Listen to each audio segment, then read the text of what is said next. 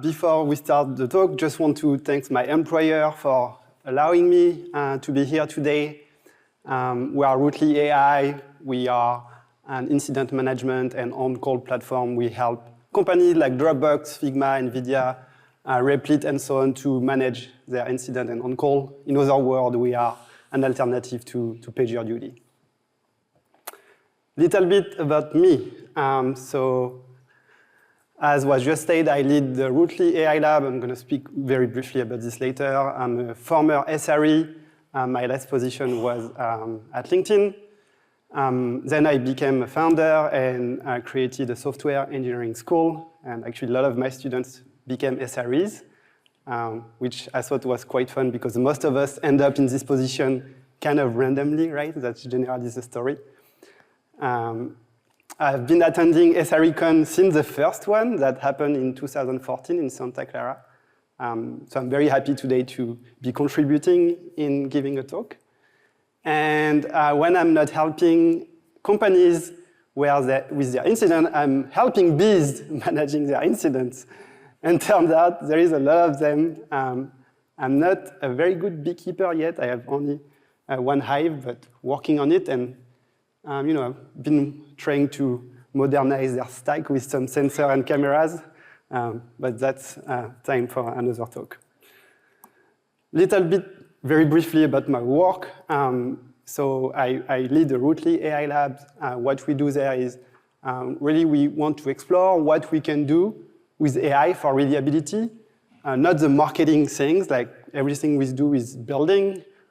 We build in open, so prototypes, open source tools, everything we do, we share it on GitHub for free. And it's led by a bunch of fellows. We have everyone from people who are very experienced software engineers and working at top companies up to people who are starting in their career as students. And if you want to check out some of our projects, I just place a QR code here for testing, contribution, using whatever you want. All right. Before I dive into the agenda, who is here to hear negative things about AI? A few of you. How about positive things? Okay. Okay, so maybe most of you is here for neutral stuff. The talk is a mix of both. I'm very pro-AI. I'm a technologist. I'm very excited about this technology. But I'm also an AI skeptic because I'm an SRE. And we're like, ooh, what is this non-reliable stuff coming in my stack? So the talk is a bit of both. First, I want us to kind of make sure we agree on what's the adoption of LLM. There is a lot of noise and buzz, but I will share some numbers. And then I will discuss what's the doomsday scenario for us SREs. Then I will go over some AI slop. This one's going to be fun. Then share what AI may not be what you think, and finally, how can you benefit from this technology? All right, let's get started. So in terms of context, we've all heard about this coding assistant, but I've realized that people are not always aware that there are kind of like multiple levels to it. And I just want to clarify this before we start. The first kind of level with this AI assistant is the autocomplete one, right? Very basic, has been around for a long time, just got much better with LLM, obviously. The second level is way more of an agentic workflow where you prompt your coding assistant with what you want it to do. And then it's going to suggest the lines of code implementation, and then you need to review what it did. The last one, the master level, what we call vibe coding, is basically you prompt your assistant, but you don't know what's going on, right? You don't even see the code. Here you can see Cloud Code. I ask it to write a Tetris, and at no point I'm being prompted to like review the code. Like it's not even part of the UI. And you can see it does a bunch of things. It kind of asks you like tell you kind of the rough plan, but that's it. And you can see that it came up with something. It didn't work, but boy, was it fun to watch. So when we speak about AI-assisted coding or vibe coding, it's somewhere on the spectrum, right? Engineer will use something that's like more or less automated, autonomous. All right, so now you may be like, hey, like some of my engineers use that, maybe the junior one, senior, not so much. The truth is that most of your coworkers are probably using this tool today. Stack Overflow just recently released the survey. They found that 84% of software engineers today are either using AI tool or planning to. A few months ago, the founder of Cursor shared that Cursor is seeing approximately 1 billion lines of code accepted a day. It's not generated, it's lines of code that will go into a code base, okay? And for reference, the world is producing roughly a few billion lines of code a day. So if these assumptions are correct, about a third of what's written today is done by Cursor. This is not an ad for Cursor, by the way. So now it's just Cursor. So if you add Claude from Anthropic and Copilot and Windsurf and so on and so forth, it's, I think, safe to assume that roughly half or more of the code that's going into our code base today is generated by GenAI. So it's massive. Like there is a massive change underway. And what's the consequences for developers? There were a survey that was ran over several months across 3 large companies, Microsoft, Accenture, and another Fortune 100 company, across 4,000 software engineers. And what they found is that there were an increase in 40% in builds, 15% in commits, and 25% in completed tasks, which could be tied to basically productivity. So developer can do more faster. All right, so that's the context, right? That's the world we live in today, and that's what you need to support as SRE. So what's the impact for us? Across the talk, I'm gonna go back to this formula quite a bit, and that's kind of the anchor of the talk. It's a rough formula to define your incident rate. The first sign is lambda. It's your baseline failure rate. We are not going to talk too much about this, just a constant. The interesting part is coming C is the variable and is the number of time, the number of changes, that happens during a given amount of time. So how many changes are coming. And the P is the probability for which one of these changes is introducing a failure. So don't worry, like I'm going to go again over this formula, but basically very simple. What you have to care about is C and P.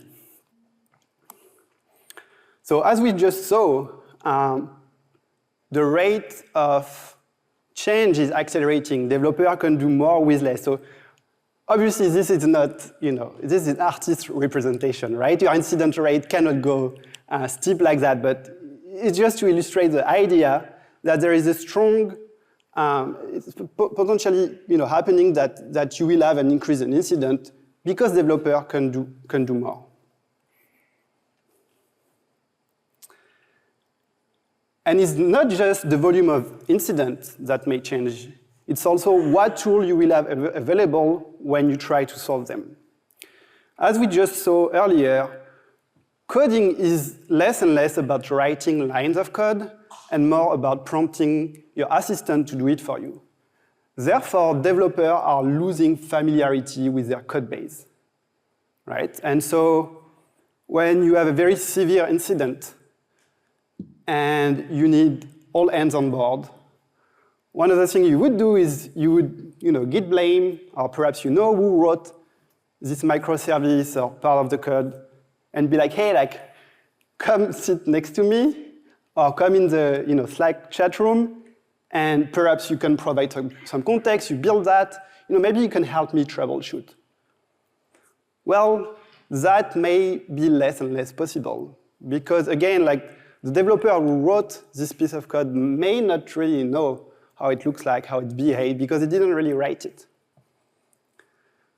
Another interesting fact that I read about is an agency did a survey inside of a large bank, and they questioned engineers on a bunch of things, including outages.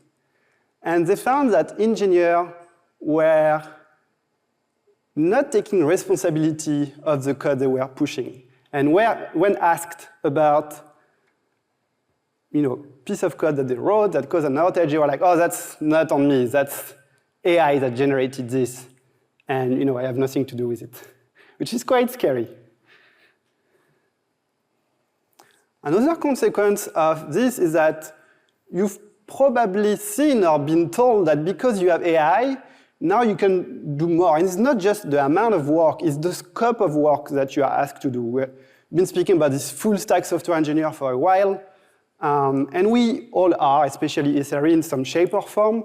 But now it also comes to application engineer. Well, they are asked to do more, and the consequence is that you are becoming a generalist and less of an expert. So again, if we take the situation of a very complex outage, where you need someone very sharp on a very specific technology, that may become less and less available. So the summary is potentially more incidents with less help from your coworker, while your manager is like, hey, you need to do more with less because you have AI, right? All right, so that was doomsday scenario. Obviously, it's very early to tell. It's not as, probably not as bad as it looks, but I think we are somewhere on the spectrum here, in some shape or form, depending on company's organization.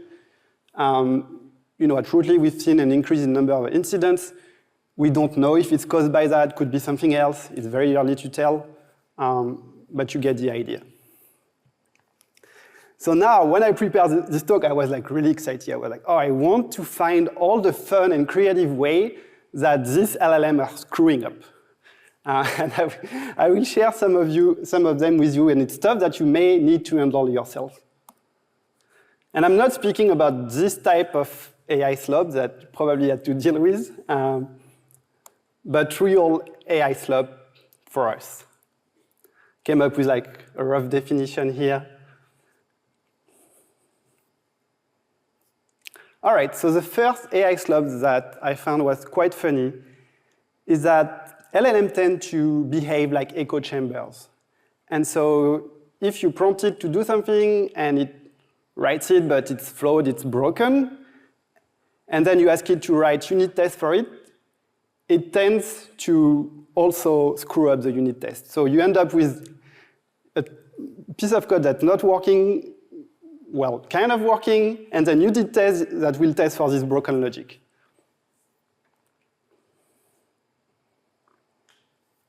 Another one here, you have a snippet of Terraform policy, and let's say you ask some to test that. This is what Claude came up with. And it works, it's technically correct, but it does not test for intent, right? And so I think this shows the limitation. It's yeah, it's doing something, it's working, but you may not want to trust it. All right, this one is quite interesting. So slopsquatting is an attack vector where the attacker is going to play with some coding assistant, and it's going to identify a package name that is likely to be hallucinated. And with some programming languages like Rust, it's up to 40% of them. And what this attacker does is that they will actually take this fictive name, this package name doesn't exist, create it on a package repository, let's say PyPy, with the actual code, but inject some malicious code in it. And then, your AI assistant is recommending this package, it works, all is great, well, you just introduce a security issue in your code base. There is a company called Lasso Security that ran a test, created this Hugging Face-CLI package, and in the span of, I think it was 2 months, they had 30,000 downloads. And this package was even mentioned on a large company README page.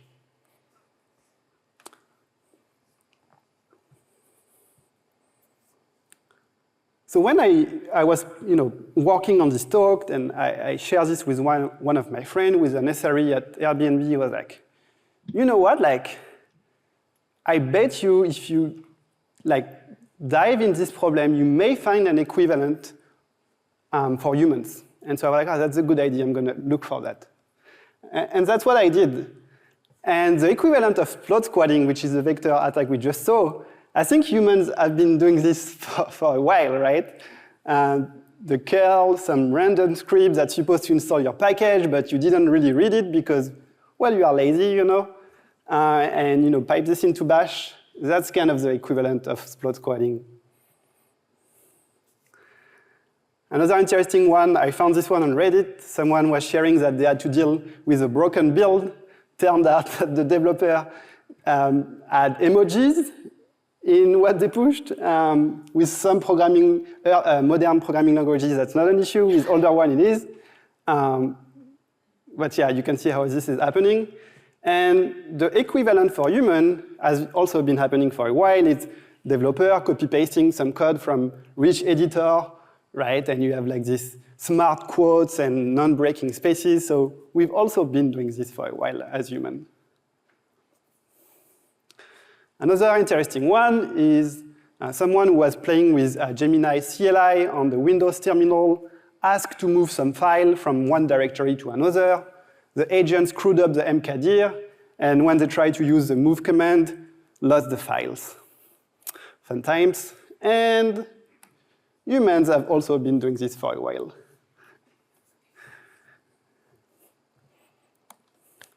All right, and the last one. This one is a bit different, but I thought it was fun. So this is a geometry problem. You don't need to read the whole thing. There is a triangle with a circle inside, and then you need to calculate the length of BC. At the end of the problem statement, there is an interesting fact. Cats sleep for most of their life. Okay, so now, as a human, you'd be like, whatever, maybe the teacher wanted to, make things fun, or maybe it's a wrong copy-paste, you would ignore this instruction. Well, turns out that for LLMs, they get easily distracted, right? And researchers found that if you give a problem statement like that and add something funny about cats, they are twice as likely to fail to answer the test. So now I have a lot of conversation with SREs and operation folks around AI and operation. And one of the questions or topics that often comes up is like, how can I trust these LLMs to help me to handle my production, especially when they are distracted by cats? It's quite scary. But turns out that we humans are also distracted by cats. And we make mistakes.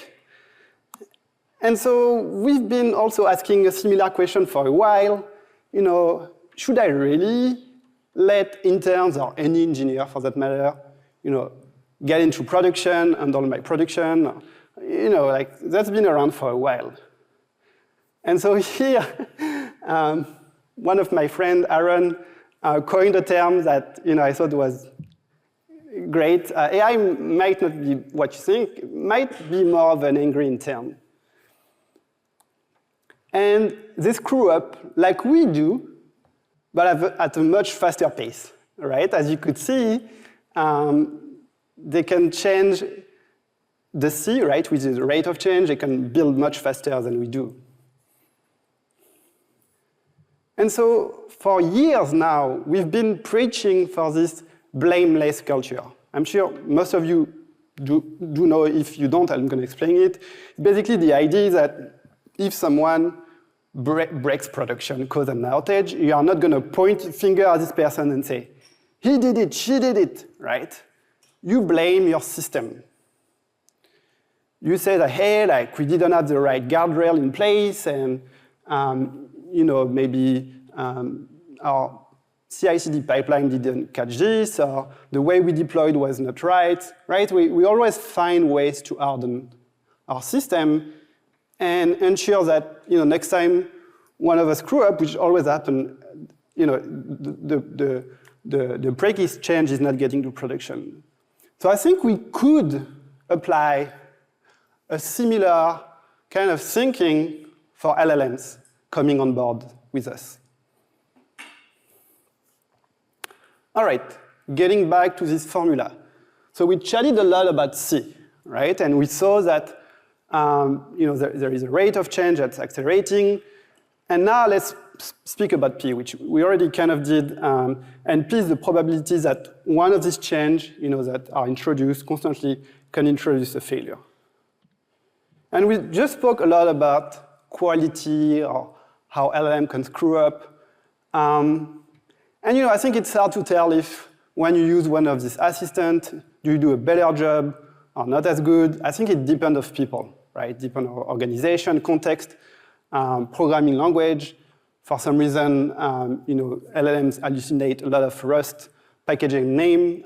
Maybe that's not the case for other ones. So the code quality, which is strongly influencing P, first of all, it's not something we as SRE can influence. And I think there is a high chance that, for many, the code quality might not be as high. But the good news is that as SREs, there is a lot of things that we can do to influence P, right? We can make sure that we have good tests, that our deployment process is solid, observability, operational hygiene, resilience, right? There is a ton of things that can be done to make sure that the probability that a change does not include a failure. And so the point that I'm trying to drive today is that the fundamentals that we've been working for years are more important than ever. Because when you think about this formula, you have C times P, and C is accelerating, so you need to bring down P, right? And that's our role as SREs. All right, so the last part of my talk is to explore a little bit. I'm sure there's a lot of vendors and talk about this. I'm not going to go too long about promoting some tools and so on and so forth. That's not the point of my talk, but I wanted to explore some ways that you can leverage this technology to help you. And maybe some of you are kind of skeptics. You're like, I don't want to use this technology. I don't like it. It's not reliable. It's not ready. The truth is that it's already here. And it's a situation where if you cannot beat them, you should join them. And I truly believe that's the only way forward. So again, this formula, let's look at P and what we can do with this tool to decrease P. One very interesting case that I found was with mutation testing. Now that's nothing new, right? It's been around for a while, but not really successful, right? And Facebook recently shared that some of their work they built with ACH, which is hardening compliant testing, something like that, where they used LLM to generate their mutant. So they did a test over 2 months for Instagram, Facebook, WhatsApp, and some wearables. Their system generated 9,000 mutants and 500 tests. And 73% of these tests were accepted by a privacy engineer. So that's a massive win. And all of this is only doable thanks to LLMs. Another one is because more code is coming your ways. It depends how your organization is structured. Obviously, you may or may not be doing code review, or you may empower coworker to do it. But my point here is that you can augment yourself with this tool. Now, I'm not saying you should let the LLM do the job. You should use them as we've been using linter or static analysis tool to go faster, right? So that you can come in and the basics are already covered. Now, when incidents happen, because it's not if, it's when, right? You can also use some of the new tools that appeared recently. MCP fairly sure all of you heard about it. Pretty much, it's a protocol that helps you to bring context information into your AI tools. And SRE is a lot about context. When we are hired, in companies generally because the infrastructure is so complex that you need someone that has these context windows of everything, how a system is behaving and previous incident and so on and so forth, to have this in your head so that you know how to build, you know how to scale, and you know how to solve an incident. And MCP is doing just that. It's a protocol that's very good at grabbing information. So if you have not tried out some of these tools, I highly recommend it. This type of tool, I think it's the most innovative so far in our space. The name is very controversial. People are like, I don't like AI SRE, I get it. Some people are like, it's more like an AI knock, which I think is true. But what this tool does is that they are designed to help you investigate, troubleshoot, potentially find the root issue of an incident, and also potentially give you, how to solve it. And they do this by plugging into all the potential sources and data stores that can help you as an engineer to find the signal, the smoking gun of why you have an outage. And the beauty of just this part of these tools is that they can test like pretty much an unlimited number of assumptions as you would as a human. When an outage happens, you kind of create a map in your brain of like, hey, I need to check this could be happening, this and that, right? So this tool does the same, and they will gather the info for you and bring all of this in, like a dashboard. So I think just this part of the tool, where investigation, gathering of data can take you 5, 10, 20 minutes sometime, can be done in a matter of minutes with this type of tools. And then obviously what they do is that they take all this context and throw it into an LLM, and hopefully it finds the issue. Now, it's never gonna, not never. For now, they are not good enough to solve complex incidents, right? It's more like low severity incident, the ones that are trivial to find. But some companies have reported a decrease in 20 to 30% of the time they spend troubleshooting incidents. So again, I think it's worth exploring.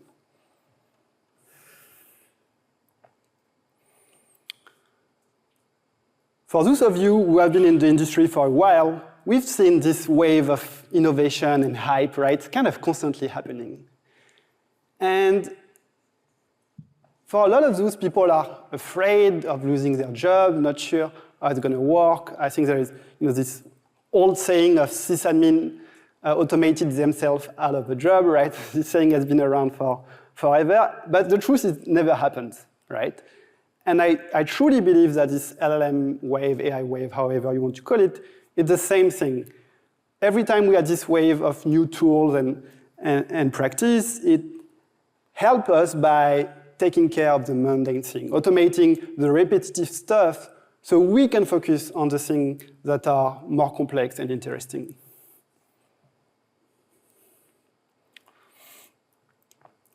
So one way that you can use the tool to automate this mundane thing, repetitive stuff, one of them is writing postmortems. If you are in a large organization, it's not only you need to write the postmortem, collect all the data, write a timeline and so on and so forth, but maybe you need to write a follow-up email for the exec team, marketing, customer support, finance, right?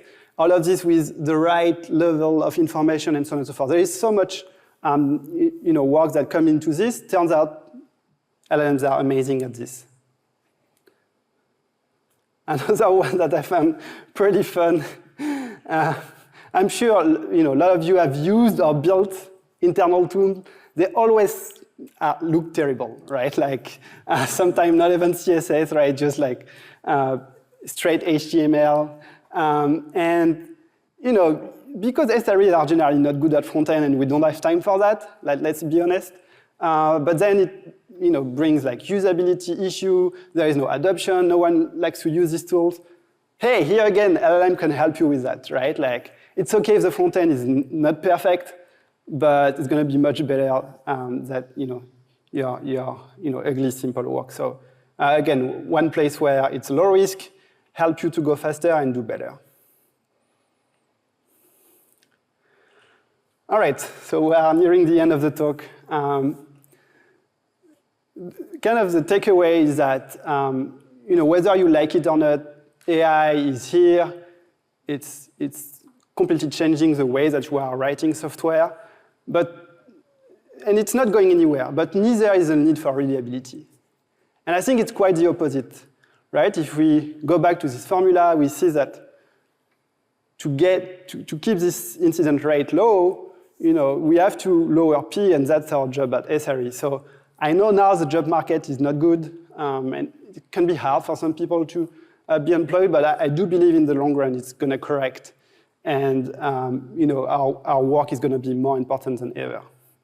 And so when you are kind of confused, or you are like overwhelmed by this hype around AI, and I'm not sure where to go in my career and what to use, go back to this formula. Okay.